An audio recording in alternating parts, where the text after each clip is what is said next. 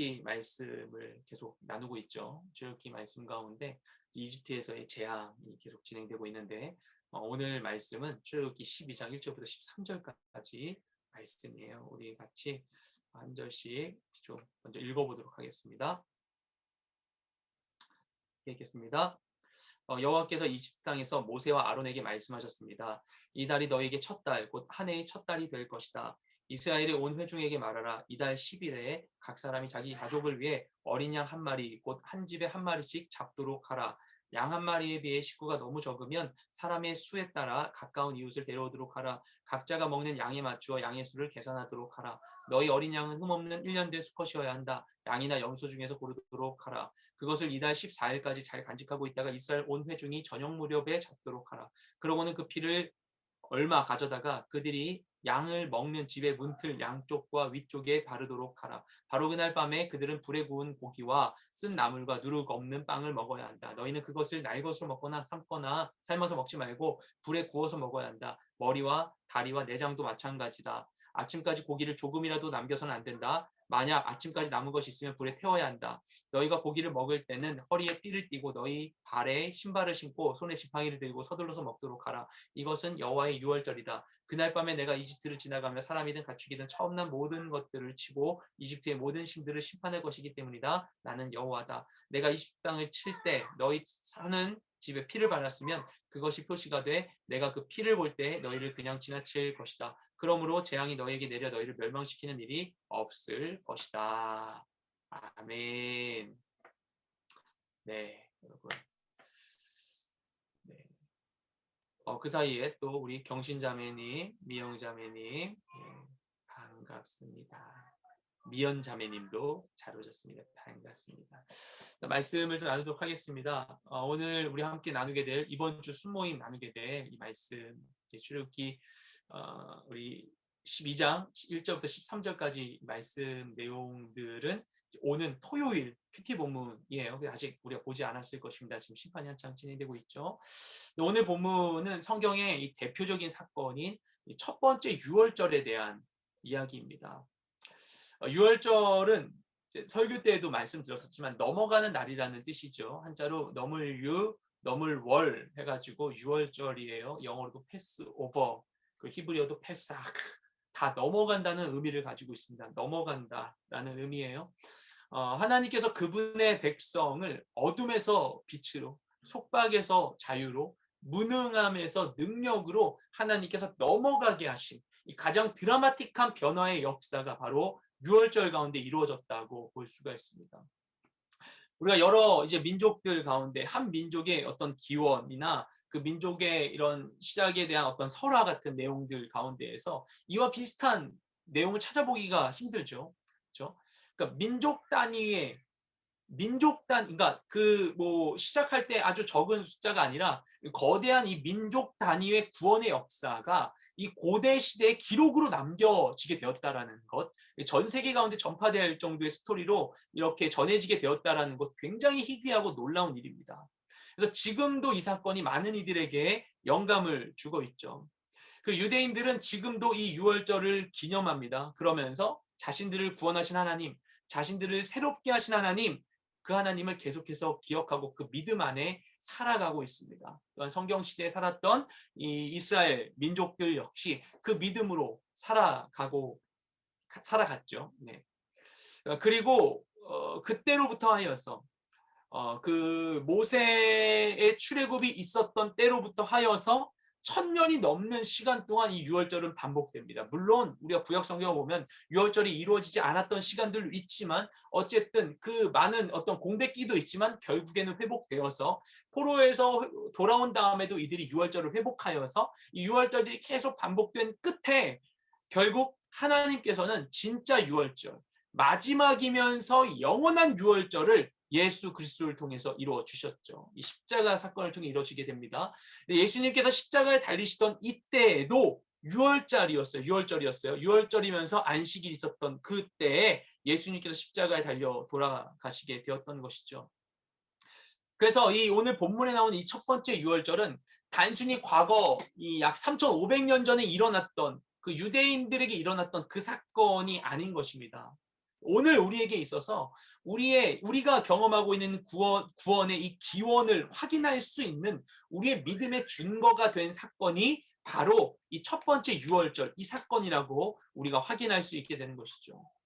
그래서 우리가 어떤 상황 가운데 있을지라도 내일에 대한 소망을 가질 수 있게 하는 사건이 바로 유월절입니다. 그래서 오늘 말씀을 통해서 또 이 말씀을 통한 이번 순모임을 통해서 우리를 이 절망과 고통 가운데에서 건져주시는 그 하나님의 은혜를 깊이 묵상하는 우리 모두가 되기를 주님의 이름으로 축복드립니다. 그래서 모세가 바로에게 갔죠. 가서 바로에게 그 자신의 이 동족 이스라엘 백성들을 놓아달라고 이스라엘의 독립을 요청했지만 바로가 완강하게 이 요청을 거부합니다. 그리고 이 이집트 땅 가운데 수차례 이 긴 시간 동안 수차례에 걸쳐서 하나님의 이 재앙이 닥치게 됐죠. 그래서 이집트는 아마 이때 이미 피폐해질 대로 피폐해진 상태였을 거예요. 이미 꽤 앞부분부터 이집트에 있었던 이 신하들이 바로한테 우리 망했습니다. 우리 더 이상 이러면 안 됩니다. 저들 내보냅시다라고 계속 이렇게 간언을 올렸었죠. 그러니까 이미 이집트는 피폐해질 대로 피폐해진 상태였어요. 그리고 이제 마지막 재앙을 앞두고 있었습니다. 그래서 하나님께서 모든 준비를 마치신 후에 이 앞에 11장에서도 이제 모세와 아론에게 이 마지막 재앙을 준비하는 이야기들을 이렇게 진행하셨었고요. 준비를 마치신 후에 모세와 아론을 부르셔서 말씀하십니다. 우리 1절과 2절 말씀을 함께 읽을게요. 네, 시작. 여호와께서 이집트 땅에서 모세와 아론에게 말씀하셨습니다. 이 달이 너에게 첫 달, 곧 한 해의 첫 달이 될 것이다. 아멘. 하나님께서 이집트 땅에서 이제 모세와 아론에게 말씀하셨다라고 이야기하고 있어요. 이집트 땅에서 말씀하셨다라고 이야기를 하고 있어요. 아직 이스라엘 백성은 하나님의 그 놀라우신 역사 가운데에서도 아직 이집트를 벗어나지 못한 상태에 있었습니다. 아직 모든 게 해결되지 않았어요. 하나님의 크신 역사하심을 이들이 경험했지만 아직 이집트에서 벗어나는 것은 아니었어요. 여전히 이스라엘 백성은 이집트의 노예로 남아 있었습니다. 이집트가 하나님의 심판 앞에서 자초되는 상황이 있었지만 하지만 이스라엘 백성은 여전히 노예였고요. 힘겨운 노역, 그 정말 가중되고 있는 그 고통 가운데 살아내고 있었습니다. 그리고 그 난리의 한복판에서 하나님께서 모세와 아론을 불러서 말씀하시는 거예요. 이 말씀을 보면 그래서 이집트 땅 가운데에서 말씀하셨다. 이 굉장히 중요한 부분입니다. 우리가 아직 해결되지 않은 재난 한가운데 있을지라도 우리가 겪고 있는 상황이 하나님의 능력과 그분의 계획을 대변하는 것은 절대 아닌 것이죠. 근데 우리가 그 가운데 하나님의 이 뜻을 알고 하나님의 그 신실하신 그 계획을 우리가 붙들고 믿고 나아가는 게 너무나 쉽지 않습니다. 어렵죠. 그렇죠? 근데 그 환란의 한복판 가운데서 하나님 우리를 향해서 끊임없이 말씀해 주시는 거예요. 이집트 땅에서 말씀하시는 것과 같이. 그래서 우리가 고난의 한복판 가운데 아직 이집트 땅에 있을지라도 바로 그 자리 가운데 우리가 멈춰서 하나님 음성을 기다려야만 하는 것입니다. 그것을 해야만 하는 것이죠. 계속 우리가 시선을 하나님께 돌려야만 하는 것이죠. 그 자리 가운데 멈춰서 하나님께 시선을 돌려야 되는 것이죠. 지금 시대에 그것이 너무나 필요한 것 같아요. 지금 시대에 더욱더 필요한 그런 시대에 우리가 살아가는 것 같습니다. 하나님 믿음에도 불구하고 우리가 믿음대로 살아가는 게 너무나 쉽지가 않아요. 그죠? 너무나 세상 가운데 우리가 정말 이 현상 자체와 정말 내가 경험하는 것들을 전부라고 생각하고 내가 보고 듣는 것을 전부라고 생각하는 시대 가운데 우리가 너무나 살아가고 있어요. 그죠? 그러다 보니까 그런 시대 가운데에서 우리가 믿음을 가지고 살아가는 게 쉽지가 않습니다. 믿음을 보기가 어려운 시대 아닙니까, 요즘? 믿음을 보기가 어려운 시대예요. 교역자로서도 정말 많은 유혹들 가운데 믿음을 흔들리게 하는 유혹 가운데 자꾸 노출되게 됩니다. 교역자인데도 불구하고 제가 너무나 부끄럽게도 믿음 없이 있을 때가 너무나 많이 있어요.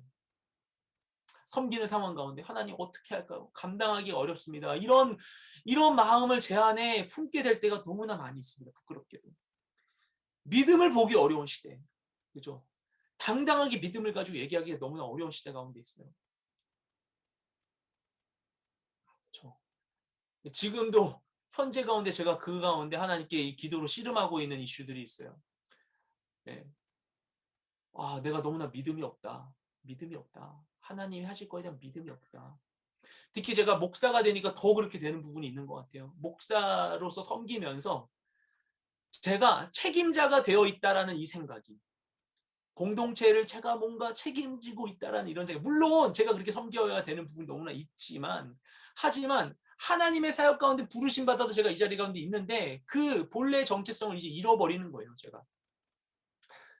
그래서 모든 게 저의 짐으로 오는 거예요. 저의 짐으로 이렇게 생각으로 오는 거예요. 그 가운데 막 눌려 있는 거죠. 예. 하나님의 일인데 이게 잘 보면은 되게 귀한 거고 되게 잘하는 것 같지만, 하지만 하나님의 일을 하나님의 일로 섬기지 못하는 그런 저의 모습을 보게 됩니다. 나에게 믿음이 있는가? 나에게 믿음이 있는가? 예.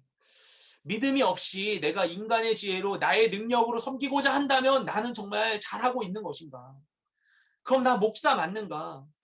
내가 하나님의 종 맞는가? 이런 고민 앞에 자꾸 마주하게 돼요. 네. 저의 이 연약함 부분들, 이 연약함 가운데 있습니다. 여러분은 어떠십니까? 여러분의 섬김의 시간들은 어떻습니까? 그 모든 것들에 대해서도 순장님들의 섬김들, 방장님들 섬김들, MC단들 섬김들, 너무 귀한 섬김들 가운데에서도 그러니까 예전과 다르니까 예전에는 좀 더 이거에 대해서 나은 것 같다는 느낌을 가졌었죠. 근데 이게 원래 익숙했던 이 신앙의 것들이 다 진짜 기름기 빠지고 쫙 빠지고 나니까 사실 보면요. 저도 그냥 김윤식이고 여러분도 그냥 여러분인데 어떻게 보면 진짜 나의 신앙의 실체를 보는 것 같은 느낌이 드는 게 있어요. 요즘 이번 주에 그런 생각들을 좀 하게 됩니다. 나의 실체를 보게 되는 것 같은, 변한 거 없고 상황이 변한 가운데 나는 그 자리 가운데 있는데 나의 실체, 익숙하게 있었던 것들과 반복되는 것 가운데에서 가려져 있었던 진짜 실체가 무엇인지를 보게 되는 것 같은 느낌. 그 가운데에서 다시 나를 다잡고 일어서야 되는 것들을 보게 되는 게 너무 많이 있습니다. 그런 상황들 가운데 이전에도 괜찮은 것처럼 생각했었던, 그러니까 우리의 관계와 여러 가지들 안에서 있었던 것 가운데에서 이런 그 코로나가 주는 이런 상황들을 우리가 마주하지 않았었으니까 그냥 그렇게 생각했었는지도 몰라요. 근데 이 상황들 속에서 정말 이런 정말 기도해야 될 이런 문제들을 막 이렇게 보게 되면서 많은 것들을 막 정말 이렇게 막 직접 해결해가고 이렇게 하려고 노력을 했지만, 하지만 역부족인 것들을 보게 되면서 정말 하나님이 하셔야 된다, 하나님이 하셔야 된다. 이 생각들, 정말 이 생각으로 돌아가게 되는 것 같아요. 정말 순장님들, 방장님들, 우리 MC단들의 모든 삶의 자리와 여러분의 섬김의 모든 순간 가운데 정말 필요한 것도 역시 하나님이시다. 하나님이시다. 주님이 도와주셔야만 합니다. 우리 정말 주님의 은혜가 필요하다는 생각을 더욱더 할 수밖에 없는 시간들을 보내게 되는 것 같습니다. 네. 그런 것 같아요. 네. 근데 그 시간들 가운데에서 우리가 정말 저도 붙들고 제가 꼭 해야만 하는 것이 그 가운데에서 계속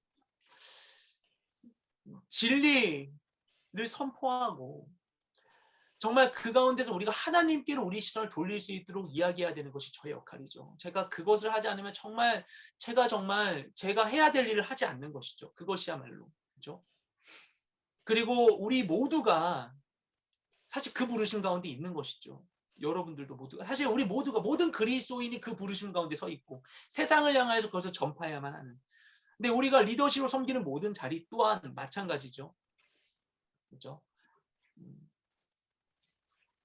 우리가 하나님께 영적인 리더로 부르심 받았기 때문에 기능적인 역할로 부르심 받은 게 아니라 우리가 그것들을 정말 주님 앞에서 계속 그 고민들을 던져야 되는 것 같습니다. 하나님, 하나님, 하나님 도와주세요. 나를 붙들어 주세요. 주님의 은혜를 우리가 구해야 되는 것이죠. 그런데 그 상황 가운데 믿기로는 이 이집트 땅 가운데 있는 상황일지라도 심지어 여러분이 있는 그 직장의 상황이나 가정의 상황, 또한 여러분의 숙모임과 여러분을 마주하는 모든 상황 가운데 하나님이 분명히 함께 하시고 그 상황에 하나님께 분명히 함께 하시고 그 상황에 대한 하나님의 그 뜻을 여러분에게 전해주시고 이것을 믿음으로써 우리가 주님 앞에 나아가는 게 너무나 중요하죠. 그렇죠? 여러분의 그 모든 그 믿음의 자리 가운데 주님이 함께 하실 줄 믿습니다. 네, 그렇습니다. 어쨌든 그렇게 하나님께서 말씀하세요. 그 상황 가운데 하나님께서 이들에게 주시는 그 음성이 무엇인가, 어떤 말씀을 하시는가? 제일 먼저 말씀하신 게 뭐냐면은 이 달이 너희의 새로운 첫 달이 될 것이다. 이렇게 말씀하세요. 한 해의 첫 달이 될 것이다. 이렇게 말씀을 하세요. 네. 이 달은 아비벌입니다. 아비벌로 나중에 불리게 되는 그 달이에요. 하나님께서 이때를 새로운 해의 시작이 될 수 있도록 이들의 삶의 중심축을 바꿔주셨어요. 이들의 이 삶의 중심축을 바꿔줘서 이때부터 새롭게 시작 이렇게 얘기를 하시는 거예요. 이때부터 시작이다. 완전히 이들의 시간을 바꾸신 거예요. 우리가 고난 가운데 정말 힘든 건 뭐냐면은 이 고난과 어려움이 끝나지 않을 것만 같다는 생각이 들 때 그때 발생하게 됩니다. 예전에 저희 아내가 그 둘째 막 나왔을 때 이야기를 이제 했는데요. 이제 어디에서 이제 같이 이야기를 하는 시간이 있어서 얘기하는데 그때 이제 첫째도 너무 어린데 이제 둘째까지 낳고서 육아를 해야 되는데 너무 힘들었다는 거예요. 밖에 나가지도 못하고 누구 만난 지도 너무나 오래됐고 본인이 하던 공부도 중단됐고 남편이 육아의 짐을 함께 져주는 것도 아니고 문제는 결국 저죠. 했는데 근데 그거보다 더 힘든 게 무엇이었냐면은 지금의 그 상황이 앞으로 아이들 키우는 평생 동안 계속될 것 같다는 생각들 때문에 너무나 절망감이 왔다라는 거예요. 우리 인생에 그런 생각들을 할 때가 있죠. 그렇죠? 저한테는 이 코로나 상황 때문에 그런 그 우울한 마음이 막 들 때가 있어요. 그런 상황이 들 때가 있어요. 이건 약간입니다. 약간 때가 있어요. 지나고 나면 그때뿐이라고 하지만 고난의 한복판 가운데 있을 때는 그게 평생 갈 것만 같아요. 끝나지 않을 것 같아요. 계속 이러겠네. 계속 이러겠네.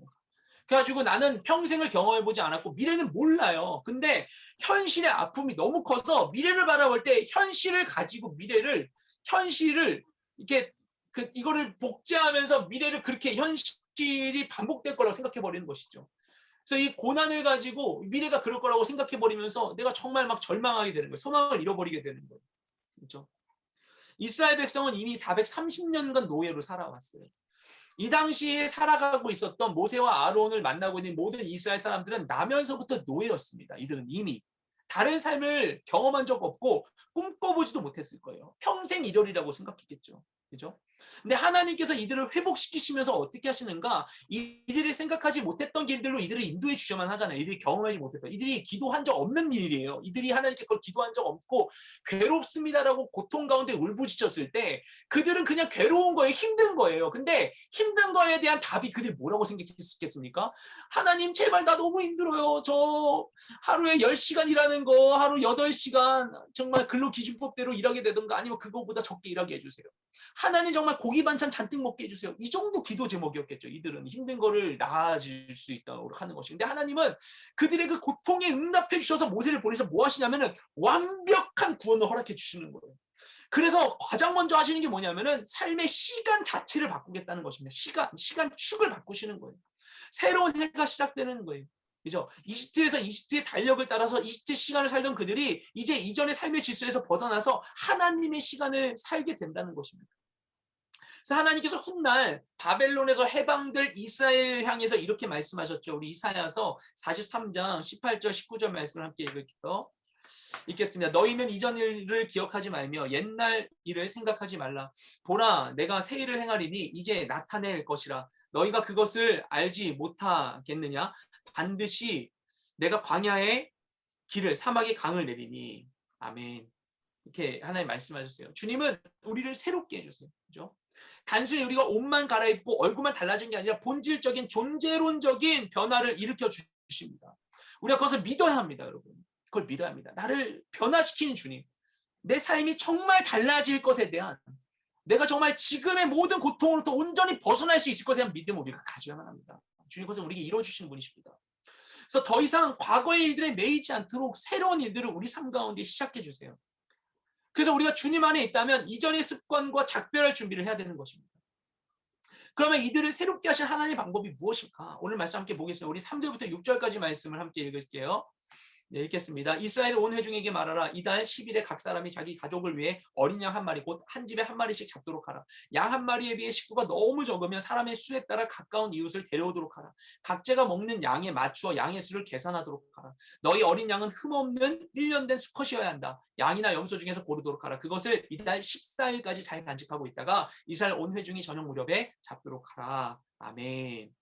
모든 이스라엘 백성들은 10일까지 이달 10일까지 준비물을 갖춰야 했어요. 준비물이 무엇인가 하면 1년생으로 흠이 없는 어린 양 또는 염소, 수컷 한 마리를 준비하는 것입니다. 양이나 염소인데 어린 1년 된 것, 그중에 흠 없는 것을 준비해야만 했어요. 용도는 무엇인가? 함께 먹는 것이었어요. 먹기 위해서 준비하는 것입니다. 근데 중요한 조건이 하나 더 있습니다. 양과 중요한 조건이 뭐냐면은 먼저 이것을 먹는 사람의 숫자를 맞춰야 했어요. 예. 양이 있는데 모르겠습니다. 그 어린 양 한 마리를 제가 잡아 먹어본 적이 없어서. 근데 어린 양 일단은 맛있었겠죠. 프렌치렉 막 이런 것들 막 먹었겠죠.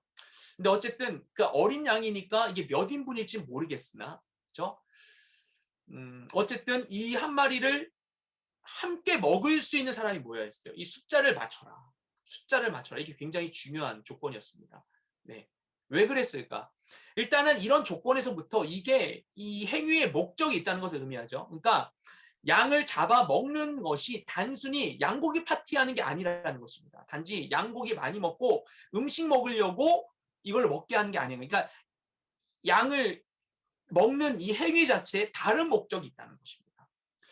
그리고 먹는 사람의 숫자, 이 인분이 맞춰야 된다는 거예요. 4인분인데 3명 오면 안 된다라는 거예요. 인분에 맞게 와야 된다는 거예요. 왜 그럴까? 첫 번째는 무엇인가? 다 먹는 게 중요했어요. 일단 이걸 다 먹어야만 했어요. 마지막에도 좀 더 얘기하겠지만 다 먹는 게 중요했어요. 양을 온전히 먹어야 된다. 진짜 꽉 채워 먹어야만 한다. 남기지 않고 먹어야 된다. 이게 굉장히 중요한 일이었습니다. 우리가 우리의 구원자 대신, 우리의 어린 양 대신 예수 그리스도의 은혜로 나아갈 때에도 마찬가지예요. 그분을 우리가 온전히 누려야 되는 거예요. 온전히 누려야 됩니다. 예수님이 뭐라고 말씀하십니까? 자신을 설명할 때 내가 하늘에서 온 떡이다라고 말씀하셨어요. 또한 예수님께서 잡히시기 전날 밤에 제자들과 유월절 만찬으로 마지막 제자들과 모임을 하셨을 때, 잡히시기 전 마지막 모임을 하실 때 그때 뭐라고 하십니까? 빵을 떼어주시면서 이것은 내 살이다라고 말씀하시죠. 이것으로 나를 기념하라고 말씀하시죠. 그래서 그걸 먹으라고 말씀하세요. 그렇죠? 그렇게 해서 그 유월절에서 먹는 그 양식이 예수 그리스도의 살을 먹는 것임을 예수님께서 우리에게 알려주셨죠. 그렇죠? 우리가 참 생명 대신 그 그리스도를 먹고 자라야만 합니다. 그런데 그것을 찔끔 맛보는 것으로 안 되는, 그냥 맛만 보는 것으로 되지 않는다라는 거예요. 양고기를 배가 가득 차게 먹는 것과 같이 예수 그리스도를 우리가 온전히 채워줘야만 하는 것입니다. 완전히 먹어야만 하는 거예요. 남지 않도록 먹어야 된다는 거예요. 그렇죠? 또한 먹는 숫자가 되게 중요한 것 하나 뭐냐면 함께 먹는 게 중요했어요. 함께. 그리고 양고기의 양에 맞게 그걸 감당할 만한 사람들이 그 숫자에 맞게 모여만 했습니다. 감당할 만한 사람들이 있어야 했어요. 이 양에 맞게 감당할 만한 사람들이 있어야만 했어요. 양에 비해서 사람이 부족하면 다른 사람을 이웃에서 더 데려와야만 했어요. 그렇죠? 그러니까 그런 준비를 했겠죠. 양 준비한 다음에 먼저 다 조사했겠죠. 호구 조사했겠죠. 너네 가구 몇 명 돼? 그러면 안 돼. 그럼 넌 저쪽 가서 저 집에서 같이 먹어. 이런 식으로 얘기를 했었겠죠. 네. 우리 한 공동체, 이 교회 공동체는 함께 부르심 받은 이들의 모임이에요. 그런데 이 공동체 가운데 이 한 공동체가 또는 이 공동체 가운데 한 다락방, 한 순모임이, 한 팀이 감당하기 어려운 짐이 있다면 그것을 충분히 감당할 수 있는 사람들이 거기에 붙어야만 하는 것입니다. 이스라엘 공동체가 집집마다 양을 준비했고 또 양을 먹기 어려우면 적절히 배분했겠죠. 얘기 들었지만 모두 다 이것을 감당할 수 있게끔 숫자를 맞췄겠죠. 그렇게 해서 모두가 이날을 함께 준비했어요. 하나님이 주신 사명을 함께 감당할 수 있도록. 그렇죠? 짐을 함께 나눠지는 것입니다. 그래서 우리가 그것을 같이 이겨내는 것이 너무나 중요한 거예요. 함께 이겨내는 것. 그렇죠? 나 혼자의 짐이 아닌 것입니다. 같이 해야만 하는 거예요. 그리고 하나님께서는 분명히 우리에게 맡겨주신 모든 사명에 합당한 사람들을 우리에게 붙여주실 줄로 믿습니다. 그렇죠? 우리 공동체 마찬가지인 거예요. 하나님 우리에게 맡겨주신 영혼들이 있어요. 영혼에 대한 소명은 사실 우리 모두에게 주어진 보편적 소명인 것이죠. 그런데 이 영혼들을 어떻게 하는가? 우리가 각자 분량대로 나누어 섬겨야만 하는 것입니다. 그렇죠? 우리의 분량에 맞게 양을 받고 그 양을 감당할 사람들이 함께해야 되는 것입니다. 그렇죠? 그것을 정말 그것을 섬기고 있는, 그것이 잘 이루어지도록 돕는 분들이 우리 순장님들이세요. 정말 귀한 섬김들을 응원합니다, 여러분. 네, 함께 질 수 있도록 계속 우리가 주님께 올려드리고 같이 질 수 있도록 서로를 독려하는 일들이 우리에 너무나 필요한 것이죠. 또한 이 양은 어떻게 해야 되는가? 준비하는데 또 다른 조건이 있어요. 특이한 점이 있는데 뭐냐면은 4일 전에 준비한다는 것입니다. 10일 날, 이달 아비벌 10일에 미리 양을 준비해요. 예물을 미리 준비해요. 준비를 하고 그 다음에 양 준비해서 10일 날 먹으면 안 돼요. 이거를 14일 날 잡아야 했어요. 14일 저녁에 잡는 거예요. 그래서 예수님이 십자가 달려 돌아가실 때 그 시간이 되게 중요하다는 것이죠. 그날 저녁 14일 저녁 그때가 이제 그 14일 저녁 6시에 그때 이제 그 일이 이루어졌다고 이게 보고 있죠. 그러니까 그 14일 저녁에 잡고 그 다음에 밤 동안 먹는 거예요. 그런데 제일 중요한 게 뭐냐면은 14일 6월절 저녁에 먹는 거라면 그날 아침에 준비해도 되잖아요, 양을.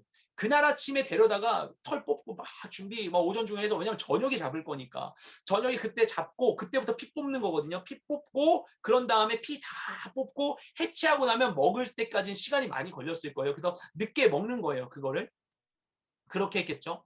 근데 왜 굳이 10일 날 미리 4일 전에 준비해서 잡아야만 했던 것인가?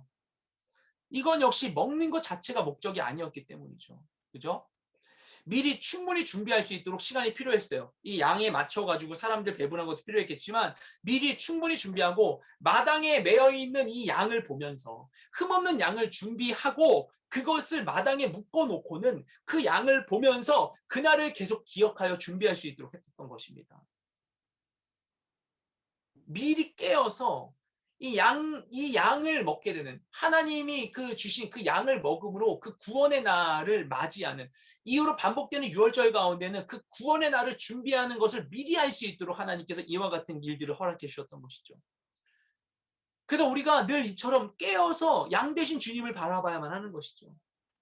세상에 쫓기다가 부랴부랴 막 주님께 나아간다면 당연히 그때도 주시는 은혜는 있겠지만 충분히 땅을 일구지 않은 채 씨를 뿌리는 것과 같이 준비되지 않은 예배와 섬김은 그 열매가 제한적일 수밖에 없는 것입니다.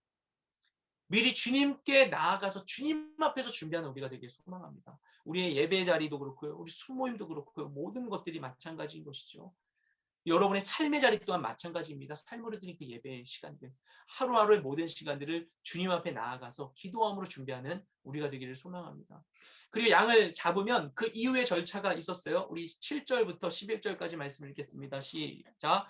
그러고는 그 피를 얼마 가져다가 그들이 양을 먹는 집에 문틀 양쪽과 위쪽에 바르도록 하라. 바로 그날 밤에 그들은 불에 구운 고기와 쓴 나물과 누룩 없는 빵을 먹어야 한다. 너희는 그것을 날 것으로 먹거나 삶아서 먹지 말고 불에 구워서 먹어야 한다. 머리와 다리와 내장도 마찬가지다. 아침까지 고기를 조금이라도 남겨서는 안 된다. 만약 아침까지 남은 것이 있으면 불에 태워야 한다. 너희가 고기를 먹을 때는 허리에 띠를 띠고 너희 발에 신발을 신고 손에 지팡이를 들고 서둘러서 먹도록 하라. 이것은 여호와의 유월절이다. 아멘. 네. 여기 보면 이제 그 어떻게 그날 밤에 어떻게 해야 되는지에 대한 내용들이 상세하게 나와 있습니다. 양을 잡으면 먼저 피를 뺐어요. 피를 뺐어요. 율법에 의하면 고기를 핏째 먹지 않도록 명령하고 있습니다. 생명이 피에 있으므로 피가 죄를 속하니라 얘기하면서 그렇기 때문에 그 피를 함부로 먹지 않도록 얘기하고 있죠. 그것이 이제 나중에 가서 이게 노아의 율법이라 여김으로 인하여 이 부분은 굉장히 율법의 앞선 율법이라 해서 그 사도행전 보면요 예루살렘 공의회 가운데에서 이방인들 가운데에도 이것이 그대로 가죠. 핏째 먹지 않도록 하는 얘기들을 그냥 연결하는 부분이 있죠. 그래서 양에서 이제 피를 뽑아내요. 핏째 먹지 않기 때문에 뽑아내는데 그러면 뽑아낸 피는 어떻게 되는가? 이 피를 버리지 않고 그들이 머물고 있는 집 입구에 이 문틀과 문틀의 이 양쪽과 위쪽에 발랐습니다. 이렇게 네, 네 발랐던 것이죠. 피를 발랐어요. 이게 피를 바르고 그럼 어떻게 했는가? 그날 밤 동안은 이 잡은 양고기를 불에 구워서 쓴 나물과 누룩 없는 빵과 함께 먹으라고 했어요. 네. 그래서 음식의 종류와 요리 방식들이 정해져 있는 것입니다. 이게 6월절 음식을 세데르라고 하는데 오늘날 방식의 이 6월절 세데르 음식 차려놓은 거예요. 성경에 없는 것이 좀더 그 추가된 것들이 있습니다. 여기 구운 달걀이라든지 이 잼 같은 것들 이런 것들이 그 이후에 있었던 다른 사건들까지도 이게 좀 포함하는 걸로 좀 바뀌었어요. 근데 기본적으로는 이게 맛자라고 하는 이 맛자 3장씩 먹거든요. 세데르 때 이 맛자라고 하는 이런 이 누룩 없는 빵 오늘날 만들어져 있는 그리고 이제 정강이 뼈에 달려 있는 양고기를 먹도록 하고 있는데 어쨌든 양고기 먹는 거고요. 쓴나물로 여기는 그런 이 풀을 같이 먹는 것이죠. 그래서 음식의 종류가 정해 있고 요리 방식까지도 정해 있죠. 고기를 삶아서 먹으면 안 돼요. 날로 먹으면 안 돼요. 불에 구워야만 했습니다. 이게 참 신기한 것은 날로 먹는 얘기를 여기서 하잖아요. 이때도 이들이 육회를 먹었는가? 이건 좀 궁금한 것 같아요. 왜냐면 염소도 있잖아요.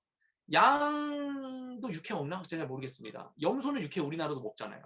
그렇죠? 그러니까 날로 먹는 문화가 있었는가? 그 참 궁금합니다. 나중에 율법이 있는 후로는 못 먹었을 거거든요. 예. 근데 그 율법 전에는 이들이 날로 먹는 문화가 있었을지도 모르겠다는 생각이 들어요. 어쨌든 그러니까 날로 먹지 말라고 얘기했겠죠. 그래서 삶지 말라고 얘기합니다. 어떻게 하냐? 불에 구워 먹으라고 했습니다. 빵은 누룩 없이 구워야만 했어요. 그 야채로는 굳이 쓴 나물을 먹어야만 했습니다. 이 요리 종류와 이 요리 방식이 정해져 있었어요. 그리고 먹는 방식도 정해져 있었죠. 먹는 방식이 어떻게 되는가? 먹는 방식은 그 아침까지 고기를 남기지 말고 다 먹어야만 했어요. 남기지 말고 다 먹는 게 되게 중요했습니다. 남는 게 있으면 그것을 태워야 했어요. 아침에 태워야 했어요. 남기지 않는 것입니다. 그리고 먹을 때 어떻게 하는가? 편한 차림으로 먹거나 아니면 뭐 파티하듯이 막 잘 차려입고 먹는 게 아니라 바로 밖에 나갈 것처럼 허리띠를 동여 매고 신발 신고 지팡이를 들고 서둘러 먹어야만 했습니다. 네. 이 모든 것에 의미가 있었죠. 이게 단순한 음식 먹는 단순한 식사 모임이 아니었던 것입니다.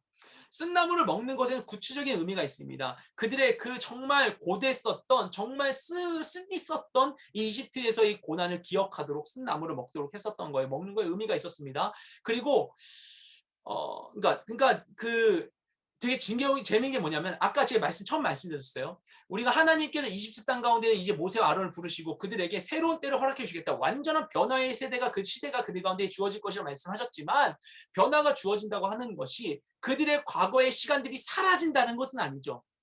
사라졌다고 하는 것은 나에게 솔직하지 않은 거잖아요. 그죠? 우리가 은혜의 자리 가운데 있을 때 변화되어서 정말 이전과 다른 시대 가운데 살아가게 될지라도 하지만 우리가 내가 어디서부터 왔는지를 기억해야만 하는 것입니다. 그죠? 그래서 쓴나물을 먹는 거예요. 그죠? 오늘의 이 은혜를 잘 기억할 수 있도록 쓴나물을 먹는 것입니다. 어디서부터 왔는지를 기억할 수 있도록. 안 그러면 우리가 지금 있는 상황이 디폴트 값이 돼버려요. 지금 상황 기준으로 생각해서 내가 만족하지를 못하고 자꾸 다른 것만 말하고 내가 구했던 것에서 정말 그걸 누리는 만족과 기쁨과 감사가 있었는데 그거 없이 자꾸 다른 거를 구하는 걸로 나아가게 되는 것이죠. 현실에 대한 의미를 깨닫지 못하게 되기 때문에 어디서부터 왔는지 이 시작점을 우리가 기억해야만 하는 것입니다. 오늘의 우리 인생에도 계속 마찬가지인 것이죠. 우리가 하나님 만나는 거 너무나 좋아요. 은혜 너무나 좋아요. 좋은데 그것을 인하여서 그냥 난 과거를 그냥 완전 끊어버리고 그 기억을 잊어버리고 그 기억을 도려내버리고서 내가 내일로 나아간다. 그것은 정말 건강한 반응이 아닌 것이죠. 그죠? 정말 우리가 하나님께 나아갔을 때 우리는 그 아픔을 마주하면서 그것에 아무런 영향을 받지 않게 되는 것이죠. 그죠? 하나님께서 그들의 그 고난의 상황을 잊지 않도록 쓴나물을 먹도록 하셨어요. 매년 먹도록 하신 것이죠. 그렇지만 어쨌든 변화될 때, 은혜의 자리로 나아갈 때, 구원받았을 때에 있어서는 과감해야만 합니다. 그래서 이들이 어떻게 합니까? 바로 떠날 준비를 갖추고 음식을 먹는 거예요. 첫 번째 유월절을 할 때. 마치 전쟁이 일어날 것 준비하고 에너지 비축하듯이 먹는 겁니다. 예. 전쟁 났을 때 막 군복을 입은 상태에서 야전식량 이렇게 해가지고 막 먹는 것과 같이 그렇게 먹는 거예요. 에너지 비축하듯이 먹는 거예요. 그래서 고기는 구웠어요. 왜냐? 삶는 것보다 빠른 조리 방식이기 때문이에요. 고기를 구웠어요. 그렇죠? 그리고 빵은 발효시키지 않았습니다. 발효시키지 않았어요. 남는 것들을 다 완전히 태워버렸어요. 남는 거 태워버렸어요. 이것도 굉장히 어떻게 보면 전술적인 의미라고 볼 수도 있어요. 적에게 남기지 않는 것. 그렇죠? 이것을 막 그냥 완전 정리해 버리는 거예요. 이 진지를 그렇게 하듯이 완전히 구워 없애 버리는 것. 예. 그리고 빵도 발효시키지 않았죠. 왜냐하면 누룩 넣어서 발효시킬 시간이 없었기 때문에. 그죠? 그냥 밀가루 반죽 그냥 해서 그냥 그대로 거먹는 그런 빵을 먹었었습니다. 바로 먹을 수 있는 상태에서. 이집트 종된 자리에서 떠날 준비를 하는 것입니다. 떠날 준비. 고난을 기억하는 것과 동시에 바로 그걸로부터 변화하는 것을 함께 경험하는 그런 식사가 되는 것이죠.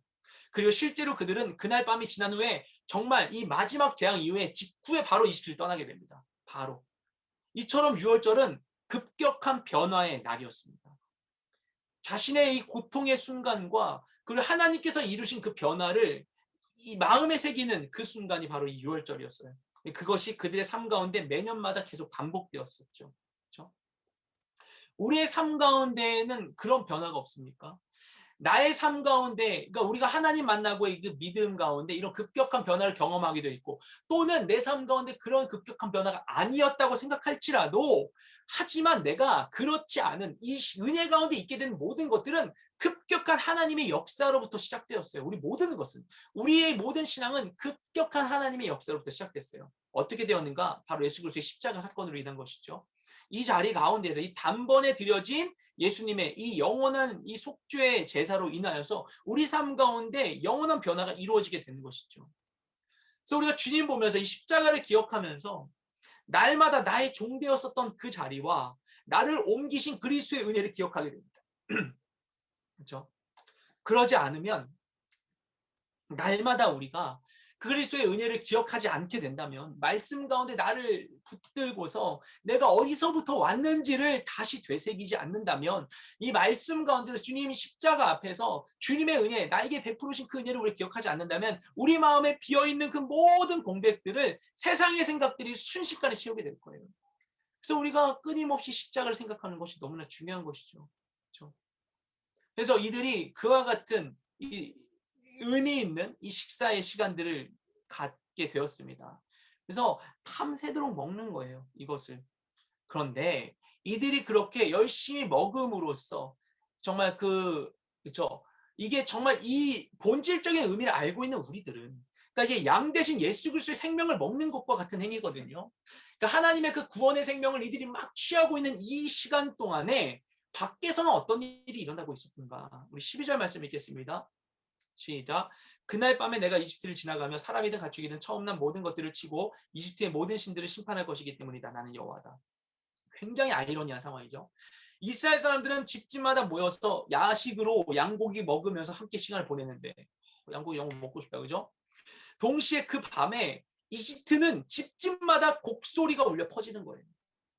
여기서 먹고 있는데 다른 데에선 곡소리가 울려 퍼지고 있는 거예요. 모든 집에서 처음 난 것은 사람이나 가축 할 것 없이 다 죽임을 당하게 되었습니다. 한쪽에서는 심판이 거행되고 있는데 다른 한쪽에서는 생명의 공급이 이루어지고 있는 거예요.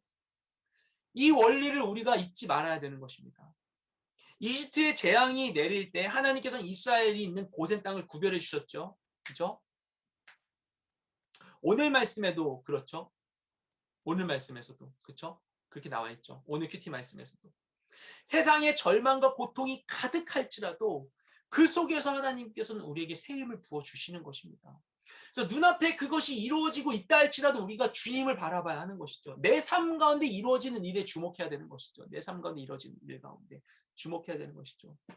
하나님 우리에게 새로운 일을 행해 주십니다.